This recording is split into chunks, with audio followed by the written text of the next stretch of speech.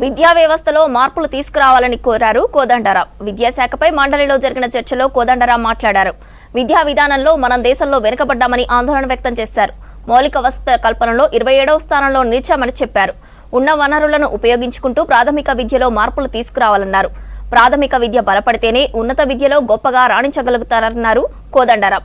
ప్రభుత్వ స్కూళ్లలో విద్యార్థులు పెరిగేందుకు సర్పంచులకు బాధ్యత అప్పగించాలని సూచించారు.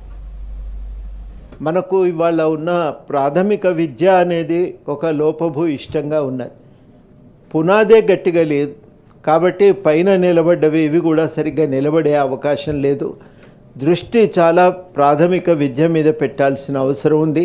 అలా ప్రీ ప్రైమరీ అనేది మన గవర్నమెంట్ స్కూళ్ళల్లో లేదు. 3 నుంచి 6 సంవత్సరాల వయసు గవర్నమెంట్ స్కూళ్ళల్లో లేవు. ఒక్కసారి వాళ్ళు ప్రైవేట్ స్కూళ్ళకు వెళ్ళిన తర్వాత అక్కడి నుంచి వెనక్కి తిరిగి గవర్నమెంట్ స్కూల్కి వచ్చే అవకాశం లేదు. ఇవాళ వాస్తవానికి చాలా మంచి పనులు జరుగుతున్నాయి. ఇవాళ మొదలైందా నిన్న మొదలైందా అనే పక్కన పెడితే మధ్యాహ్న భోజనం అనేది చాలా గొప్ప పథకం.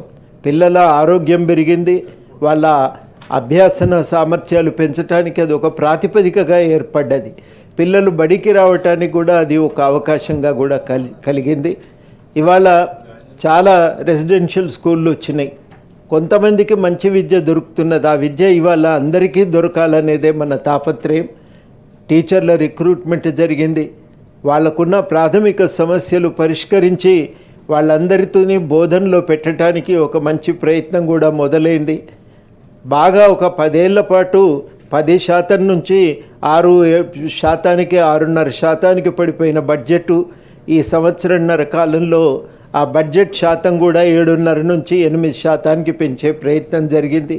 అది ఇంకా 15% చేరితే కానీ న్యాయం జరగదని చెప్పి ఇలా విద్యావేత్తలు అంటున్నారు. అది మనందరి కోరిక. కానీ ఇప్పటికీ ఇంత జరుగుతున్నా ఇంకా దీన్ని బాగు చేయాలంటే ఏం చేయాలంటే మొట్టమొదటనైతే మనం ఉన్నటువంటి సమస్యలు కొన్ని గుర్తించగలిగితే అసలే అడ్మిషన్స్ లేని స్కూళ్ళు ఉన్నమాట వాస్తవం. ప్రత్యేకించి ఈ సమస్య చాలా తీవ్రంగా మనకు ప్రాథమిక స్థాయిలో ఉంది. 1 కిలోమీటర్ దూరంలోనే ప్రతి ఆవాసానికి 1 కిలోమీటర్ దూరంలోనే స్కూలు ఉండాలనే రైట్ టు ఎడ్యుకేషన్ యాక్ట్ నియమం ప్రకారం ప్రాథమిక విద్య మీద డీపెప్ కింద అనుకోండి, ఆ తర్వాత ఇతర పథకాల కింద స్కూళ్ళని ఏర్పాటు చేయటం జరిగింది. ఈ ఏర్పాటు చేసేటువంటి క్రమమే ఆ ప్రాథమిక విద్య సంస్థలు బాగా పెరిగినాయి. ఇవాళ అసలు సంఖ్య లేనటువంటి స్కూళ్ళు కానీ 50 కంటే తక్కువ అడ్మిషన్ ఉన్న స్కూళ్ళు కానీ ప్రాథమిక స్థాయిలో చాలా ఉన్నాయి. అందుకని చాలా కీలకమైన అంశం ఏం చేద్దాం ఈ స్కూళ్ళతో అనేది ఒకటి ఆలోచించుకోవాల్సినటువంటి ప్రశ్న. పైకి పోతున్న కొద్దీ ఈ సమస్య తగ్గుతూ ఉన్నది. ఇది ప్రాథమికమైన స్థాయిలో ఇది చాలా తీవ్రమైనటువంటి సమస్యగా ఉంది. ఆ వనరులని ఎట్లా వాడుకోవాలనేది ఇవాళ మొట్టమొదటి ప్రశ్న. అందుకని చాలా కీలకం.